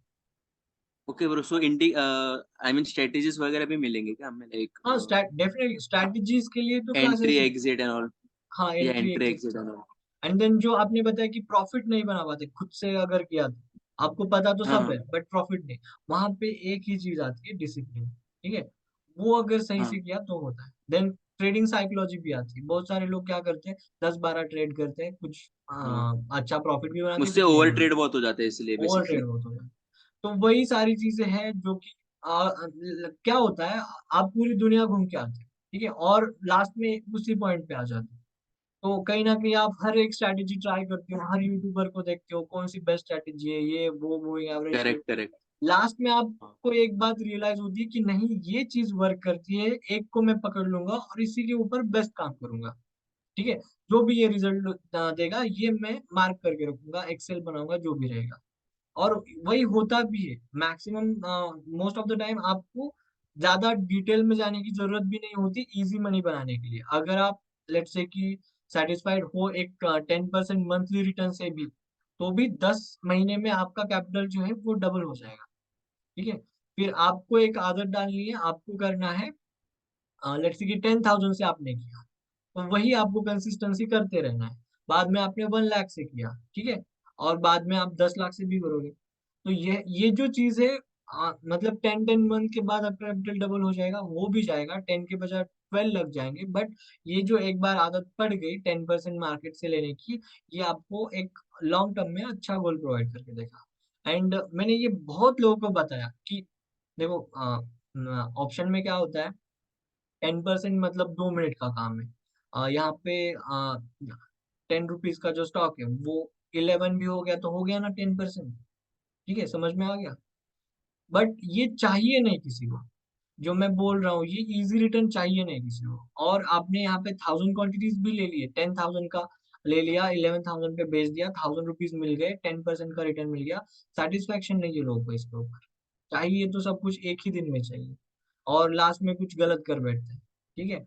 इतना इजी है 10 to 11 जाके एग्जिट कर देना, बट नहीं करते। तो ये सारा जो मैथमेटिकल जो भी आएगा वो भी हम यहाँ पे डिस्कस करेंगे, ठीक है। और स्विंग में कितना पैसा होना चाहिए, लॉन्ग टर्म में कितना होना चाहिए, ये सारे भी यहाँ पे मैं कवर करूंगा, ठीक है। और इंट्राडे में भी कितना कैपिटल होना चाहिए, कितना रिटर्न बनाना चाहिए, वो भी है। बट एक दिन में अंबानी कोई नहीं बनता, और बनने का जो भी ट्राई करेगा उसका कुछ ऊपर नीचे तो होगा, प्रॉफिट होगा, लॉस होगा, कभी ज्यादा होगा, कभी कम होगा, ठीक है। धीरे धीरे ग्रो करो, slow and steady wins the race race, ठीक है। ये बात मुझे लगता है सही है डेफिनेटली, और मार्केट में तो है ही है, ठीक है। देन बाद में नेक्स्ट जो डाउट था, सर योर एक्सपीरियंस। देखो मैं कोविड के टाइम से कर रहा हूँ, और उससे पहले मैंने 2018 में एक कोर्स किया था, मेरा ईयर डाउन था, तो मैंने एक जो जॉब ढूंढते हैं लोग, ये करो वो करो, सेमिनार मैंने अटेंड किए थे। तो एक योगेश सर थे, जो कि ऑफलाइन सेमिनार 2018 में लेते थे, वहां पे मैंने फर्स्ट टाइम स्टॉक मार्केट मतलब एक सेमिनार अटेंड किया था, और उनका मैंने ज्वाइन किया था। तो समवेयर उनने 45,000 फीस बताई थी, 25,000 में करा दिया था, और दो लोगों ने मिलके हमने वो फीस पे की थी, और अच्छा क्लास चला था वो। तो मैंने किया, बट जॉब कर रहा था मैं फुल टाइम, तो वो बाद में जॉब लग गया, तो वो मैंने मतलब इतने ठीक से नहीं किया। देन बाद में वो 1 ईयर तक उनकी ट्रेडिंग का मैंने ये कॉल्स भी लिए थे, बट किया कुछ नहीं, because of full time job, और कंपनी में फोन बाहर गेट पे लॉकर में रखने पड़ते थे, तो वो वेस्ट चला गया। देन बाद में कोविड के टाइम फुल टाइम मैंने स्टार्ट किया, और तब से मैं अभी कर रहा हूँ। मेरी मैकेनिकल इंजीनियरिंग की डिग्री कंप्लीट हो गई, बट मैंने अभी तक रिज्यूम नहीं बनाया, और मैं कोई कंपनी में जा भी नहीं रहा, लेट्स से कि मैं जाऊंगा भी नहीं, ठीक है। तो 4 साल का एक्सपीरियंस लेके चल रहा हूँ, उससे पहले थोड़ा बहुत टच में था, बट सिर्फ उनका कोर्स किया। उनका कोर्स है मेरे पास अभी भी लैपटॉप में, वो एक ही बस। देन और कुछ डाउट्स, एक्सपीरियंस हो गया, और Shubham, हाँ, am I audible? Yes. Shubham, so we need some guidance for like working, like जो आपका प्रॉब्लम है ना, so हमारा उतने लेवल में नहीं है, लेकिन we can't means give full time to trading, but we want to do that thing, like we want to learn and grow with this thing, so वो तो सीखने के लिए टाइम नहीं है, या फिर ट्रेडिंग के लिए? सीखने के लिए हम फुल टाइम देंगे, लेकिन ट्रेडिंग के लिए उतना फुल टाइम नहीं। ओके, तो जिनको इंट्राडे ट्रेडिंग के लिए टाइम नहीं है, वो सिंपली स्विंग ट्रेड करो। अगर बैंक निफ्टी निफ्टी में ही करना है, तो हम्म, वहां पे मैं तो रिकमेंड करूंगा कि ऑप्शन जो सेलिंग है वो स्टार्ट, ओके ऑप्शन सेलिंग। यहाँ पे आपको मंथली मिनिमम 5% से लेके मैक्सिमम 30% तक मिलेंगे, ठीक है। और ये बेस्ट तरीका है अगर आपके पास टाइम नहीं है तो इंट्राडे की। ओके। कैसे करना है क्या, वो हम यहाँ पे देखने वाले हैं, स्ट्रेटजीज मैं यहाँ पे बता दूंगा। और स्टेडीली ये रिटर्न बनते हैं, कुछ ज्यादा रिस्क नहीं, कम रिस्क, और अच्छे रिटर्न कह सकते हैं, ठीक है। तो ये रिकमेंड है इंट्राडे के लिए अगर टाइम नहीं है तो। ओके। और देखो, पीएनएल एग्जैक्ट तो मैं नहीं बता सकता, कोई भी नहीं बताएगा, तो मैं भी थोड़ा यहाँ पे सीक्रेट रखूंगा जो भी पीएनएल है वो। अभी कुछ उसका रिजल्ट आएगा कुछ महीनों बाद, मैं जस्ट उसी का वेट कर रहा हूँ। हो जाएगा वो भी। ऑप्शन सेलिंग भी सीखा, हाँ ऑप्शन सेलिंग भी मैंने, ऑप्शन बाइंग सेलिंग सब कुछ लिखा था इस पेज पे प्रीवियस वाले, ठीक है। ऑप्शन बाइंग ऑप्शन सेलिंग सब कुछ। ऑप्शन चेन एनालिसिस पहले होगा, बाद में बाइंग एंड सेलिंग की स्ट्रेटेजी रहेगी दोनों, ठीक है। और लेट्स से कि जो चीजें हैं वो काफी ज्यादा टेक्निकल होगी, तो मैं आपको एक सिंपल उसका जो ट्रिक रहेगा वो भी स्ट्रेटेजी सीखने के एंड में बता दूंगा कि ये चीज कैसे ध्यान में रखनी है, और डेली लाइफ में हम कौन सी स्ट्रेटेजी यूज करने वाले वो भी बताऊंगा। सेलिंग के लिए स्ट्रेटेजी फिक्स है, ये स्ट्रेटेजी है वो आपको यूज करनी है। एक बार सिंपली बस आपको एक आदत बनानी है, बाकी कुछ नहीं। आपने बस 10% भी लिया ना मार्केट से मंथली, वो भी बहुत है, ठीक है। और यही 10% अगर आप 10 लाख के ऊपर लेते हो तो वो 1 लाख बन जाता है, ठीक है।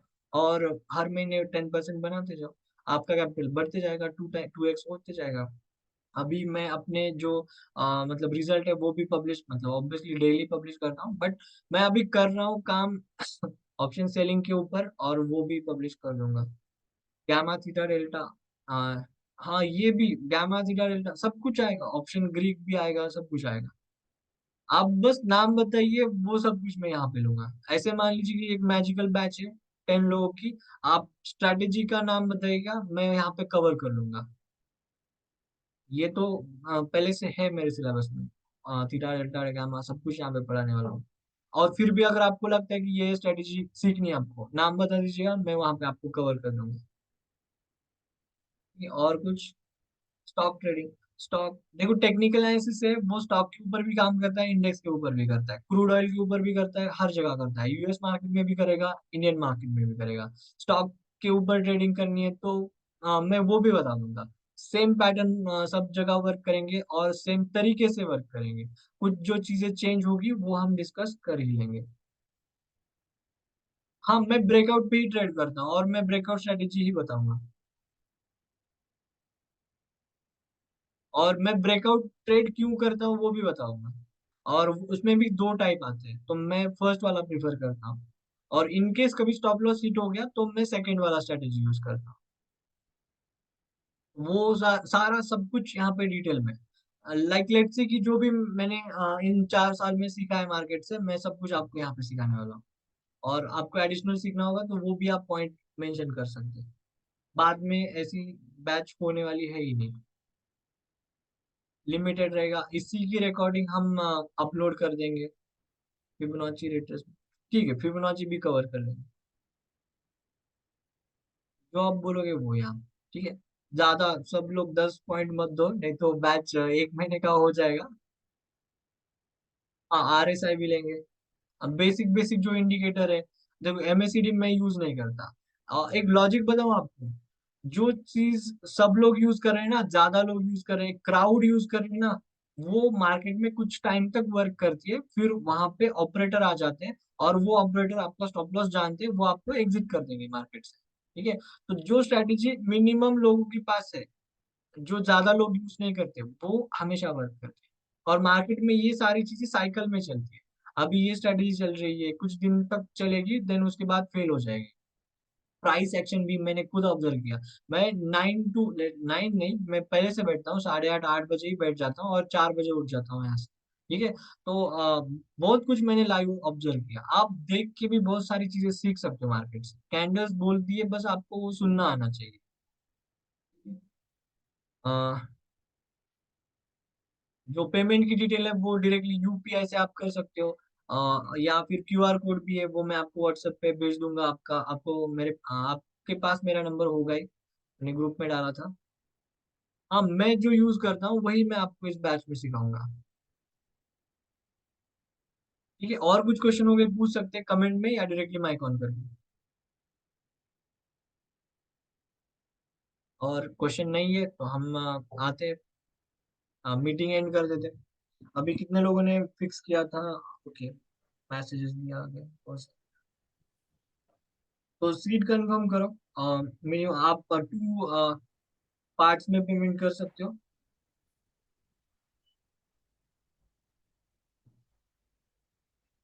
एंड हम मीटिंग जो नेक्स्ट मीटिंग रहेगी वो मंडे से स्टार्ट करें। मीटिंग अच्छी थी सर, थैंक्स, वेलकम। एक इंफॉर्मेशनल जो भी रहेगा वो मैं यहाँ पे प्रोवाइड करता हूँ। मतलब कि आज के लेक्चर में भी देखा आपने जो इन्वेस्टमेंट ऑप्शन थे, ठीक है, एक स्लाइड पे सब कुछ हमने कवर किया।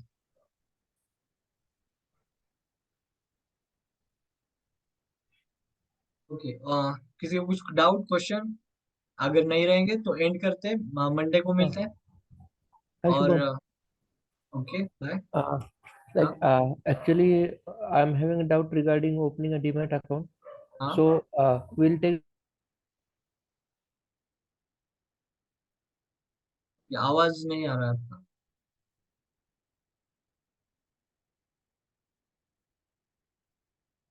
Uh, the the meeting that we had just now, will we be able to get the recording of it as well later? Okay sure, I will arrange the recording. Okay, thank you. और I think Rohan sir आवाज नहीं आ रहा। हाँ शुभम, मुझे ना demat account open करने में थोड़ा डाउट था, सो आई हाँ will connect with you at the end. Okay, yes. No problem.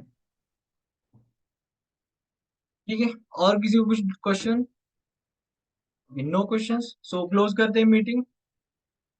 Thank you for joining and then Monday से डायरेक्टली स्टार्ट करते हैं और मिलते हैं मंडे को। Good night, have a nice weekend, bye, good night, thank you for joining.